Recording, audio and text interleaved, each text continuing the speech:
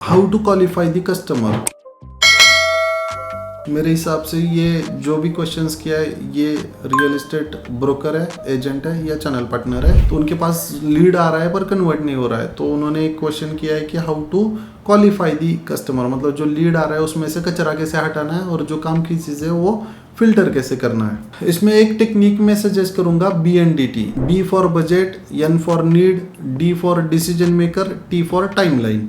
अब इसको मैं सिंप्लीफाई करता हूँ। बजट वो रियलिस्टिक होना चाहिए, जैसे कि मान लीजिए वो जिस लोकेलिटी या जिस कॉन्फ़िगरेशन में देख रहा है, एग्जांपल 2 BHK कोई बानेर पुणे में देख रहा है और वो बोल रहा है कि मुझे 20 लाख का बजट है मेरा, तो रियलिस्टिक नहीं है। मतलब उसका एक्सपेक्टेशन कुछ भी हो सकता है, उसको ताजमहल भी 2 लाख में चाहिए होगा या 20 रुपए में चाहिए होगा, वो छोड़ दीजिए। मतलब उस पर हम लोग डिबेट करेंगे या डिस्कस करने, वो इम्पोर्टेंट नहीं है। पर मेरा सजेशन ये रहेगा कि उसका जो बजट है, उसने जो भी दुनिया देखा है या जो भी एक्सपेक्ट कर रहा है वो रियलिस्टिक है क्या, सबसे पहले। अब यहीं पे लोग फंस जाते हैं, मतलब वो इलीगल प्रॉपर्टी को लीगल प्रॉपर्टी के साथ कंपेयर कर रहे हैं, प्लॉटिंग में आर जोन या एग्रीकल्चर प्लॉट्स को एनए प्लॉट्स के साथ कंपेयर कर रहे हैं। ये दोनों अलग अलग दुनिया है। मतलब इलीगल को इलीगल के साथ कंपेयर करेंगे तो एक बार सोच भी सकते हैं, पर जिसने 30-40% एम्यूनिटी स्पेस छोड़ा है, जो डेवलप्ड प्लॉट है, कलेक्टर एनए सैंक्शनड है, उसको आप जो गाँव वाला जो इलीगल करके बेच रहा है, जमीन के टुकड़े करके बेच रहा है, उसके साथ कैसे कंपेयर करेंगे? ये दोनों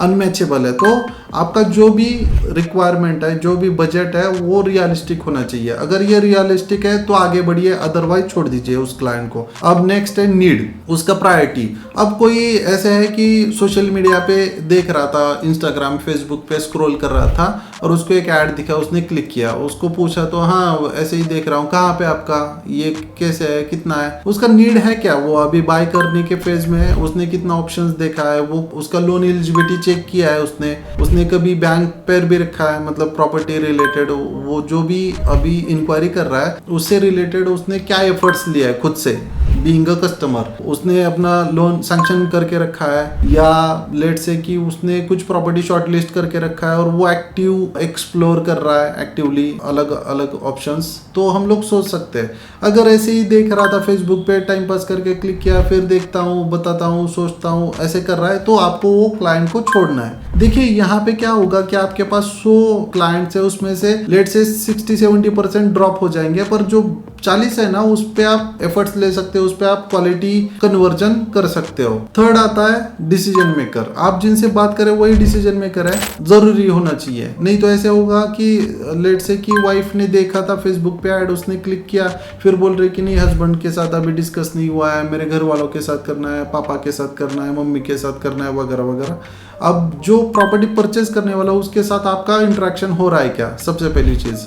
अगर नहीं हो रहा है तो आप उनसे कनेक्ट कीजिए, जो जिसने भी इंक्वायरी किया था। लेट से नहीं, मैं मेरे भाई के लिए देख रहा हूँ, मैं इस टाउन में नहीं हूँ, मैं उस दिल्ली में बैठा हूँ और मुझे मुंबई का इंक्वायरी करना है, मेरा भाई मुंबई में जॉब करता है, तो मुंबई में जो है जिसको उस लोकेलिटी में चाहिए उसके साथ बात कीजिए, ना कि दिल्ली में बैठने वाले को ये लोकल मार्केट का कोई आइडिया नहीं होगा, वो अपनी दुनिया में जी रहा है। तो वहाँ पे property rates, availability, transaction time वगैरह ये अलग अलग रहेगा। तो जो भी डिसीजन मेकर है उनके साथ आपका इंटरेक्शन होना चाहिए, आप एक बार क्रॉस चेक कर लेना। फोर्थ है टाइमलाइन, उसने क्या सोच के ये इंक्वायरी किया है। मतलब लेट से कि प्रॉपर्टी समझ आया, उसका प्रॉपर्टी अब सभी रिक्वायरमेंट मैच हो रहा है, उसका लोकेशन जो चाहिए था वो मिल रहा है, प्राइसिंग वही मिल रहा है और जो अदर प्रायोरिटीज है वो भी मैच हो रहा है, तो वो डिसीजन कब लेगा। फिर वो बोल रहा है नहीं फिर भी देखता हूं मैं और कुछ प्रोजेक्ट्स देखना है, वगैरह वगैरह करता है। उसने जो ओन कंट्रीब्यूशन का स्ट्रेटजी है, लेट से कि कोई पुरानी प्रॉपर्टी बेच के फिर नया प्रॉपर्टी लेने वाला है, तो पुरानी प्रॉपर्टी बेचने के लिए कितना टाइम है, उसके पास रेडी क्लाइंट है या अभी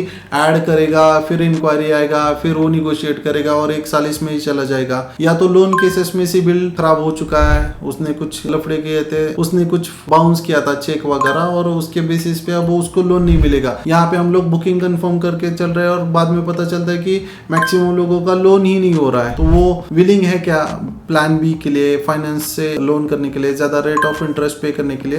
तो ये भी प्रायोरिटीज होना चाहिए। अगर आप सीक्वेंस वाइज जाते हो BNDT, तो आपका जो फिल्ट्रेशन प्रोसेस है वो स्मूथली काम करेगा और आपके पास आई एम सेइंग कि अगर 100 इंक्वायरीज आ रहा है, 100 लीड्स आ रहा है ना, उसमें से करीबन 20-25 लोग बचेंगे जिसमें आपका कन्वर्जन रेशो बहुत बेहतरीन होगा और आपका जो क्वालिटी टाइम है वो waste, energy, time, money waste नहीं होगा।